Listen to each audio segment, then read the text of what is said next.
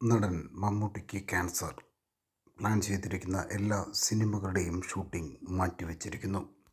മഹേഷ് നാരായണൻ സംവിധാനം ചെയ്യുന്ന പുതിയ സിനിമയിലാണ് മമ്മൂട്ടി അഭിനയിച്ചുകൊണ്ടിരുന്നത്.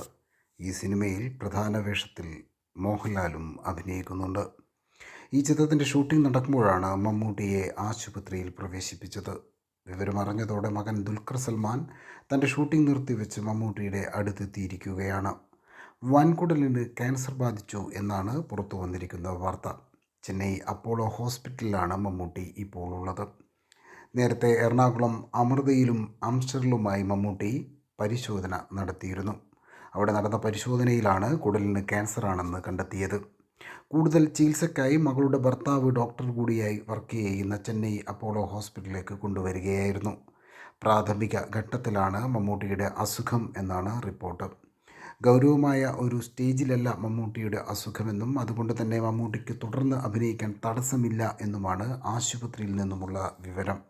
ഡോക്ടർമാർ റേഡിയേഷൻ നിർദ്ദേശിച്ചിട്ടുണ്ട്. റേഡിയേഷൻ അവസാനിക്കുന്നതോടെ അസുഖം പൂർണ്ണമായി മാറും എന്നാണ് ഡോക്ടർമാർ പറയുന്നത്. 5 ദിവസത്തെ പ്രോട്ടോൺ തെറാപ്പിയാണ് ഇപ്പോൾ തുടങ്ങിയിരിക്കുന്നത്. മമ്മൂട്ടി ഇപ്പോൾ ചെന്നൈയിലെ തൻ്റെ സ്വന്തം വീട്ടിലാണുള്ളത്. ആശുപത്രിയിൽ കിടക്കാൻ താല്പര്യമില്ലാത്തതുകൊണ്ട് തന്നെ മമ്മൂട്ടി ദിവസവും വീട്ടിൽ നിന്ന് പോയി വരുന്ന രീതിയിലാണ് കാര്യങ്ങൾ പ്ലാൻ ചെയ്തിരിക്കുന്നത്. ദുൽഖറും സഹോദരിയും കുടുംബവും എല്ലാം ഇപ്പോൾ മമ്മൂട്ടിക്കൊപ്പം ചെന്നൈയിലെ വീട്ടിലുണ്ട്. കൂടുതൽ സിനിമ വാർത്തകളും വിശേഷങ്ങളും അറിയുവാൻ ഞങ്ങളുടെ ചാനൽ സബ്സ്ക്രൈബ് ചെയ്യുക.